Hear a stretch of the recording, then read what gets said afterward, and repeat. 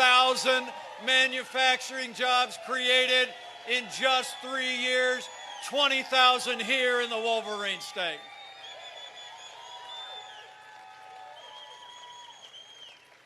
I'm telling you, leadership matters. And I promise you, President Donald Trump and I will always put Michigan workers and Michigan jobs first. So it's been about security and about prosperity. But President Donald Trump, every day of this administration, has also stood strong for the rule of law. We've appointed more than 200 conservatives to our federal courts at every level. And I can tell you firsthand, they are all men and women who will uphold all the God-given liberties in our Constitution, like the freedom of religion, the freedom of speech, and the Second Amendment right to keep and bear arms.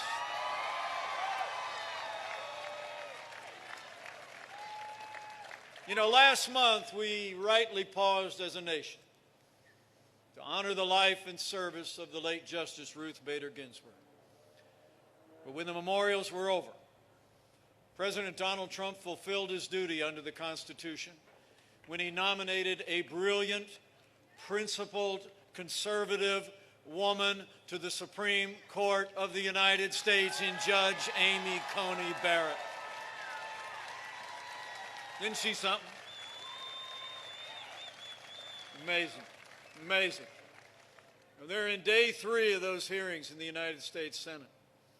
And the President and I have continued to call on senators to provide Judge Barrett with a respectful hearing and to respect that nomination every day. But you know, we have reason to be concerned.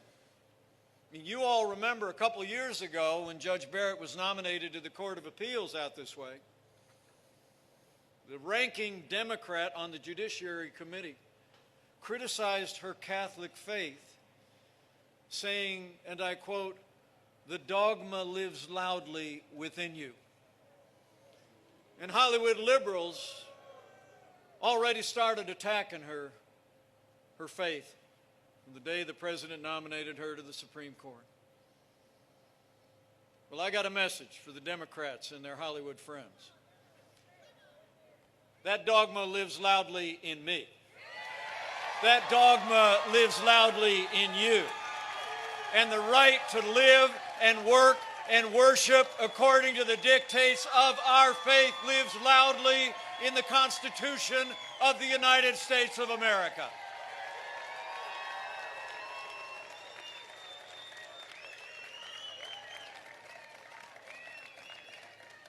So the Senate has a job to do. They're going about their constitutional role to advise and consent. But after they finish their work, I'll make you a prediction. Judge Amy Coney Barrett is going to be Justice Amy Coney Barrett. We're going to fill that seat on the Supreme Court of the United States.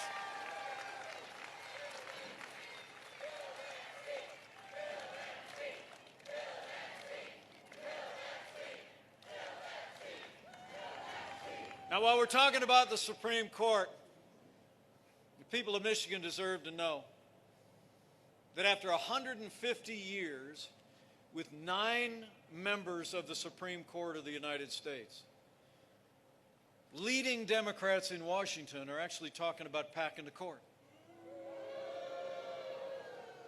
You all saw Joe Biden refuse to answer the question during the presidential debate. His running mate, Kamala Harris, during the primaries, actually said that she was, quote, absolutely open to packing the court. And when I tried to get her to answer the question during our debate, she ducked it. Last Friday, Joe Biden was asked if voters didn't deserve to know if he plans to pack the court, and he said, quote, no, they don't. And yesterday, he dodged the question again. Refused to rule it out. You know, when you're running for the highest office in the land, you owe it to the American people to say whether or not you're going to respect the highest court in the land. You know, there's only one explanation why they won't answer the question. You know, out here in the heartland, we like to say, you know, I was born in the morning, but not yesterday morning. I mean, come on, everybody. They're ducking the question because Joe Biden and Kamala Harris are going to pack the Supreme Court with liberal judges if they win this election. They're going to add seats to the Supreme Court of the United States and fill them with activist judges in what would be the biggest power grab in American history. But we're not going to let it happen. We're going to re-elect President Donald Trump for 4 more years and re-elect a Republican majority in the United States Senate with John James in that chamber.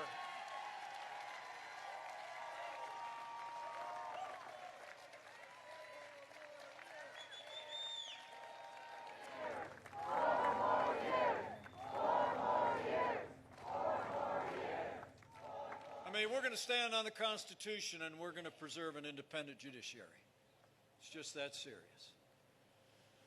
And speaking of the rule of law, I couldn't be more proud to serve alongside a president who has stood every day with the men and women who serve in law enforcement at every level across America. You know, President Donald Trump and I know what you know. And that is the men and women who put on the uniform of law enforcement every day are the best people in this country.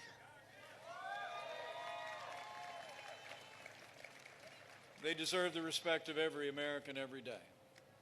You know, when I was growing up down in a small town in southern Indiana, we used to drive up to Chicago where my folks grew up, visit my grandparents, and see my uncle getting dressed for work as a young man, still living at home. He put on that police officer's uniform in the Chicago PD. And me and my 3 brothers would just stand there in awe as he came out in that uniform with that sidearm at his side. All of my heroes wear uniforms.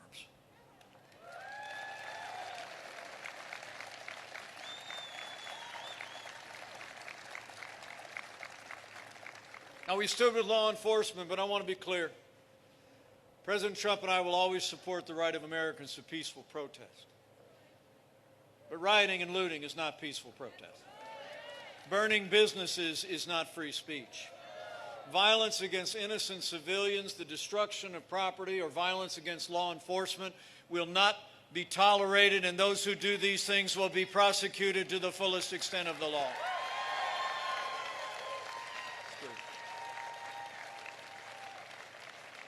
Now, for months, all Joe Biden and his running mate talked about were peaceful protesters, remember? All summer long. Well, the American people literally watched businesses in their communities burn. That debate last week, I traveled there and invited Flora Westbrook to join me. I'd met Flora in Minneapolis just a couple weeks earlier. A wonderful African-American business owner. She opened a salon 35 years ago in Minneapolis. It was really kind of the heart of the community. And she told me in the days following the killing of George Floyd, she watched as the violent looters and protesters came closer and closer to her business until they burned her out. Flora deserved better. All of our families deserve better. And we're going to rebuild Flora's business, rebuild that community for all of our families in all of our cities. We're going to make it safe. We're going to do it. What a wonderful woman. You know, the truth is, I think you all know, Joe Biden would double down on the policies that have literally led to violence in our major cities. I mean, when you start to withdraw support for those who protect and serve, you only embolden those who would do harm to our families and our communities. Now, Joe Biden justifies it all by saying that he thinks America is, quote, systemically racist, and that police have, in his words, an implicit bias against minorities. When Joe Biden was asked if he'd support cutting funding to law enforcement, he said, yes, absolutely. But let me make you a promise. Under President Donald Trump, we're going to back the blue. We're not going to defund the police, not now, not ever.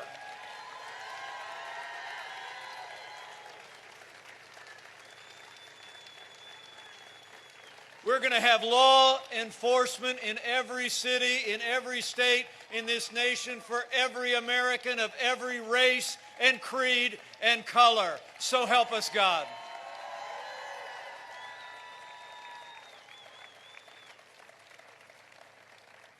You know, you all in Michigan know what we know down in the Hoosier State. We don't have to choose between supporting law enforcement and supporting our African American families and neighbors and other minorities that live in our cities. I mean, this president has done both for 3.5 years, and we're going to keep doing both for 4 more years. In our first 3.5 years, we funded 4,000 new law enforcement officers through the COPS program.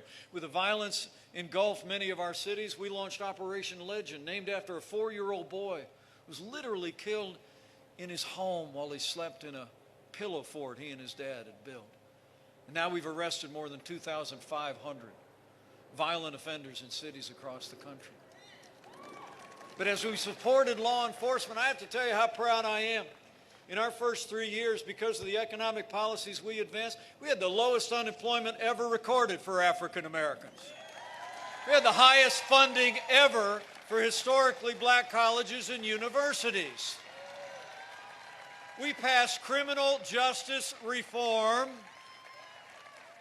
and we have fought to give every parent in every community the right to choose where their children go to school, regardless of their income and area code.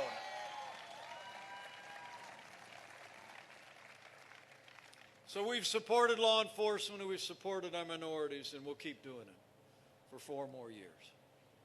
And every single day, as we've supported the rule of law, this president has stood strong for the right of every American to live, to work, to worship according to the dictates of their conscience. People of faith have no greater champion than President Donald Trump.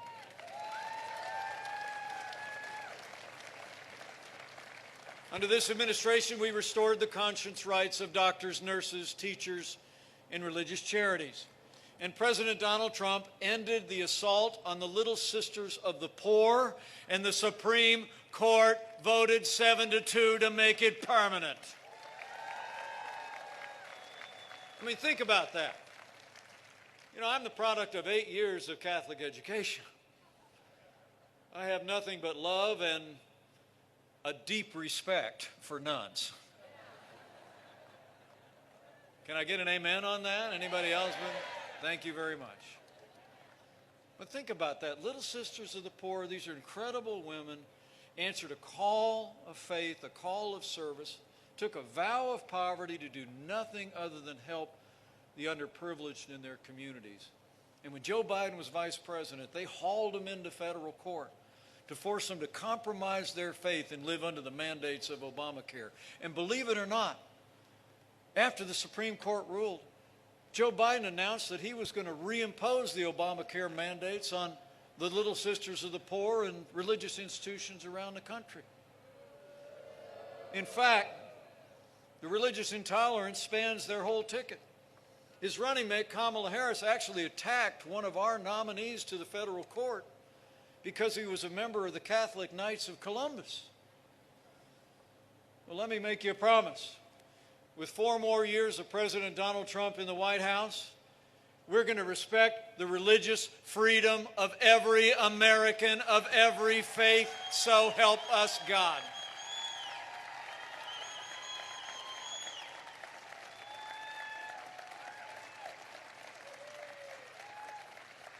And beyond all of that, beyond our security and our prosperity and law and order and our most cherished values, I couldn't be more proud to serve alongside a president who stands without apology for the sanctity of human life.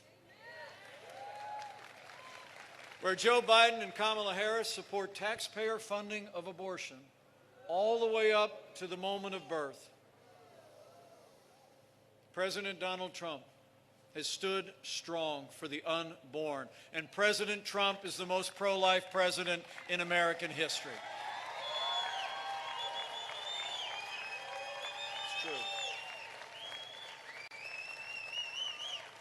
So we've rebuilt our military, revived our economy, stood for law and order, liberties, and life. And let me say, none of that would have been possible without the strong and consistent support of Michigan's Republican delegation on Capitol Hill. That's why right after you send John James to the United States Senate, we need you to send Bill Huizenga, Fred Upton, John Molinar, Jack Bergman, Tim Walberg, and Peter Meyer to a new Republican majority in the House of Representatives and retire Nancy Pelosi once and for all.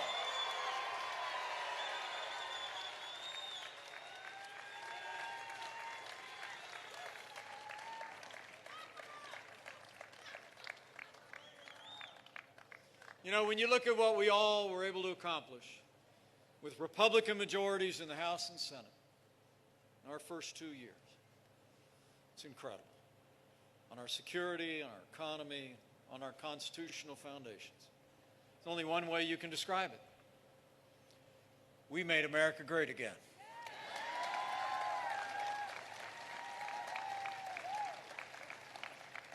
And then the coronavirus struck from China.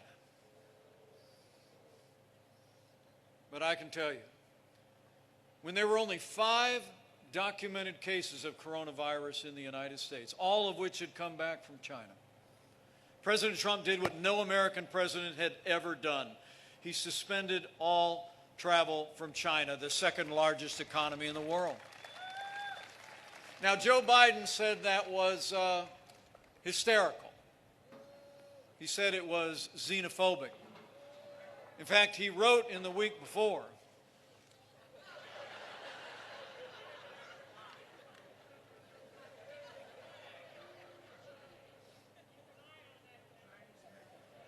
I always keep an eye on the flag.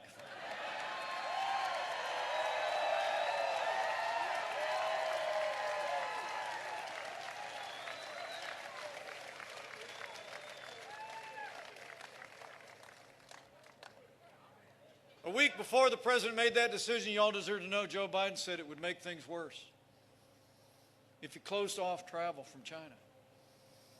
And in fact, back when they were dealing with the H1N1 in 2009, when Joe Biden was vice president, they refused to close the border to Mexico.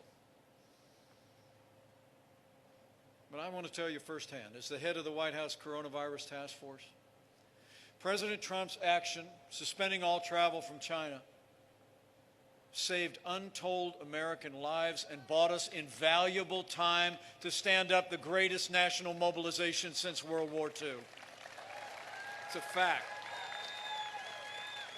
We reinvented testing. We've done more than 120 million tests already. We saw to the manufacture and the delivery of billions of supplies, of PPE and medical equipment to our incredible doctors and nurses. We've been developing medicines and therapeutics at a record pace, and we're on track to have the first safe and effective vaccine before the end of this year, with tens of millions of doses available for the most vulnerable. As President Trump said Saturday on the South Lawn, through the power of American science and medicine, we will eradicate the China virus once and for all. That day will come. You know, I spoke to the president this morning, told him I was headed to Michigan. And I'm happy to report to each and every one of you, he's back on the plane today. The president and the first lady are doing great, and he is out on the campaign trail.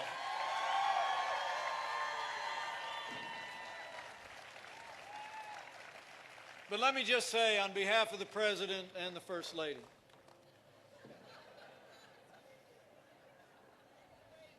how moved we've all been by the outpouring of love and concern and prayers, not just for the first family, but for every family that's been impacted by loss and difficulty through the midst of this pandemic. Those of you that are here and looking on that have lost loved ones or are struggling with this virus, just know you've always been in our hearts. And the outpouring of concern from across the country for the President and the First Lady is really just emblematic of what the American people have been doing from day one with one another.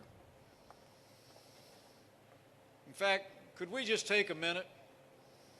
can we just say, show how grateful we are to the doctors, the nurses, the first responders, to all of those in ministry who've come alongside families impacted by loss and hardship in the midst of this pandemic. The American people have been there for one another, and it's been truly inspiring. Thank you all.